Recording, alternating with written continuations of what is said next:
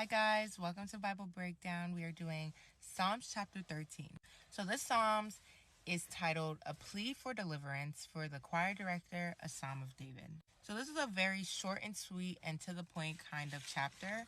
For the first two verses, I wrote that David feels far from the Lord in this moment in time, and he also feels helpless and overwhelmed, especially from seeing the pressures of his enemies against him. So, from my sources, they believe that David wrote this during the time when Saul was trying to kill David. And when David wrote in verse 1, "How long, Lord, will you forget me forever? How long will you hide your face from me?" It's like, how long will I be suffering during this?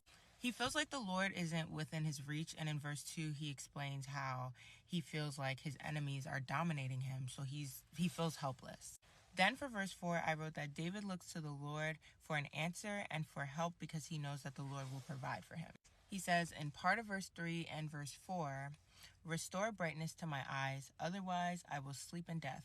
My enemies will say I have triumphed over him, and my foes will rejoice because I am shaken." So he knows, like, if he does this without the Lord, his enemies will gain victory. But it all comes full circle.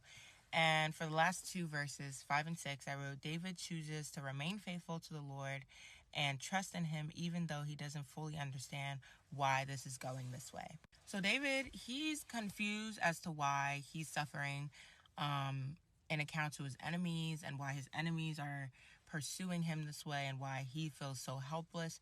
But in the end, he says, "But I have trusted in your faithful love. My heart will rejoice in your deliverance. I will sing to the Lord because he has treated me generously." So we can all learn from David, for real.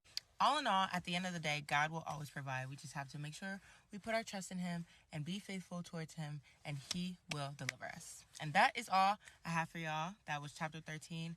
Next, I will post chapter 14. I love y'all. God loves y'all more. Have a great day.